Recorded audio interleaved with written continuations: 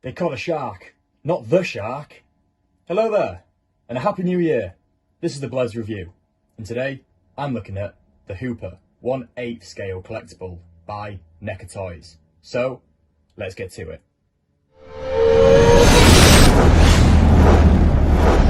Get those wonderful toys.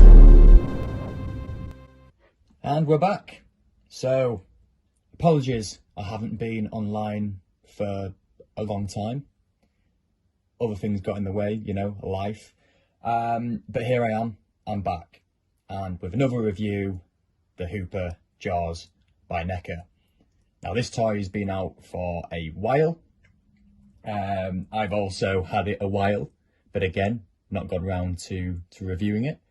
But here it is. So, without further ado, let's get to it. Starting with the box. Again, like the Quint figure that I reviewed, exactly the same packaging. Keeping up with appearances, I'm guessing. You know, if it's not broken, don't fix it.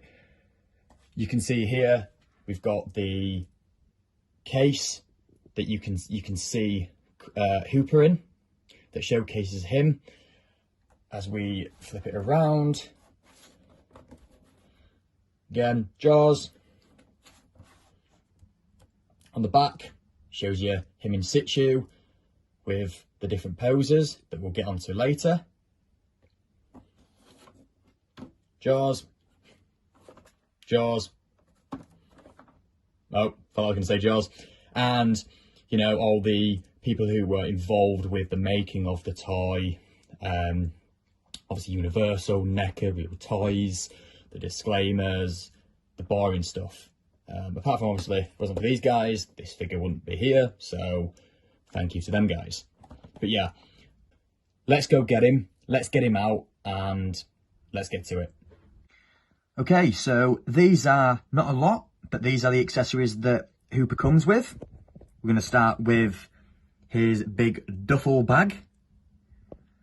That, the detail on that is pretty impressive. And you can actually have him wearing it as well. So the strap is animated.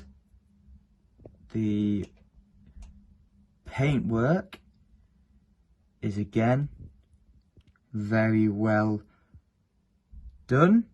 See all the detail in there. We have his two hats, caps, whatever you like to call them. So here we've got his bucket hat, his fisherman's friend cap. We've got his, what I like to call his Home Alone cotton, it's not really, is it a beanie? It's not really a beanie, cap. We have his interchangeable, one of two interchangeable heads. So this is more of a serious face, as if to say he's got, you know, a big great white looking at him. I'd probably have the same expression. You've got his, so I'm going to zoom in, there you go. You've got his little white bits in his beard there. So much detail. Moving on. We have his little paper cup, and, which I thought was very clever, they've also gave us the paper cup, well, what was the remains of the paper cup for when, obviously, himself and Quint had an argument. Obviously, Quint said something he didn't really like, and he squashed his cup in rage, following on from when Quint squished his can in much ease. So Hooper tried the same with a paper cup, but the fact that they've got this, that would look quite cool. Posed him kind of angry with his fist gripped onto this cup. So there we go. Tidy them up a little bit. So that's all the accessories, nothing much to it. A lot more with the Quint. But without further ado, let's get on to the figure itself. Right then, so here he is, Mr. Hooper himself. How are you, sir? Looking trim in your Levi's double denim. That's an offence, but we'll move on. So here he is. So again, like the Quint, just going to go through here and see what this guy's all about. Straight away, the paintwork and the fabric work that this figure's gone into is just great. You know, the detail, fuller size of the figure, unlike the Hot Toys that, you know, 1/6 scale, so they've got a bit more room to work with, a bit more of a canvas. This being a 1/8, a little bit smaller, but they still nailed it.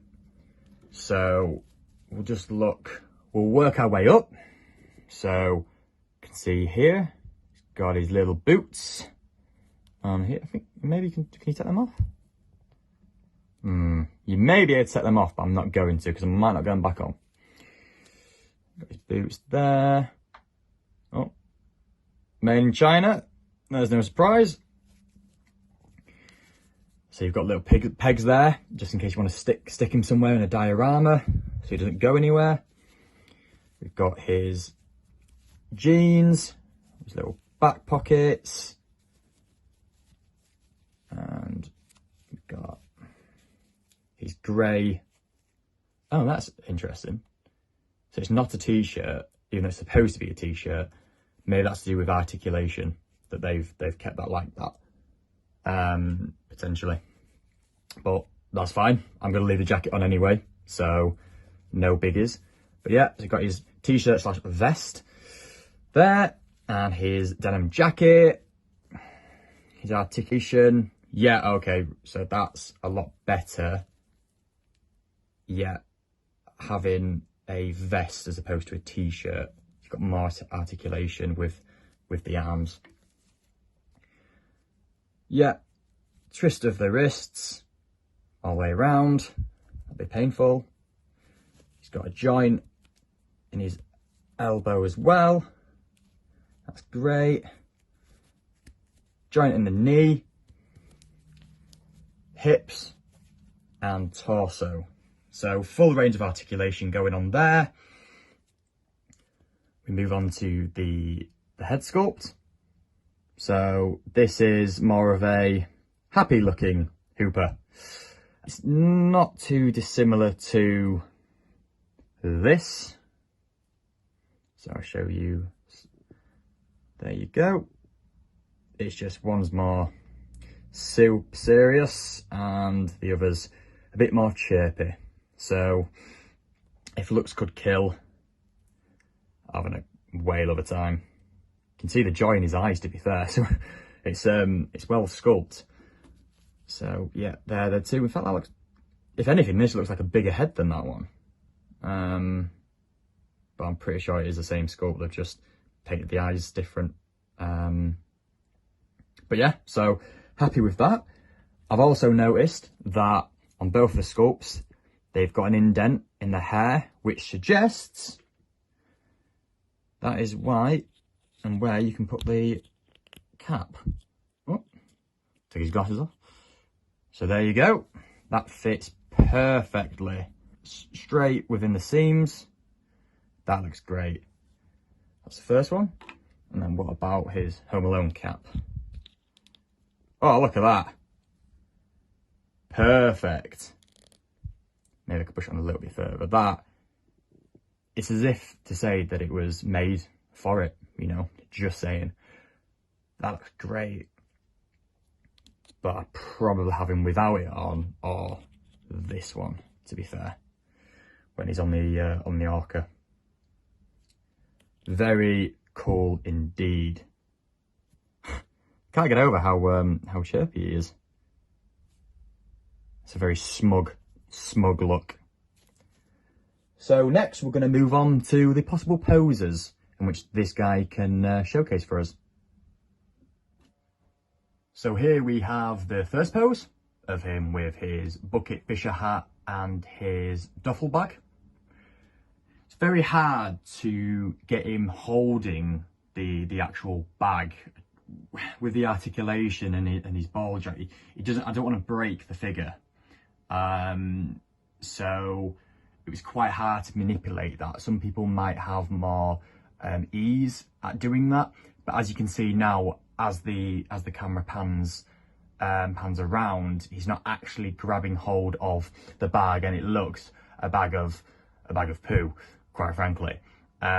So apologies for not being able to get that. Maybe if you blue tacked it to his hand, but it just wouldn't seem to pull in the right direction. I mean, I'm not a model.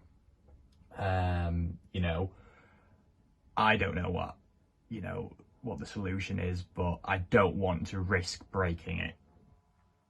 And the second one, where he's holding his paper cup. And last but not least, the pose in which Quint has a bit of a go, shows his strength, so then who decides to take upon himself to show him his strength, but with a paper cup. This is a really nice touch. I like this a lot. I've also changed the head sculpt, changed his hat, to see what that would look like. So he's got more of a serious, menacing face, and I think it looks great. Just as he decides to turn around. But yeah, so as you can see, he's got his paper cup in his hand. That hand sculpt is quite quaint for that, and it works really well. But there you go. There you can see, very serious, staring into Quint's eyes, as if he's probably going to knock him out. So yeah, I think that looks great. But that's all, guys. Thank you very much for watching. Like, subscribe, as usual, if you want to. I'm not fussed. But there you go. Thanks a lot, guys, and see you in the next video.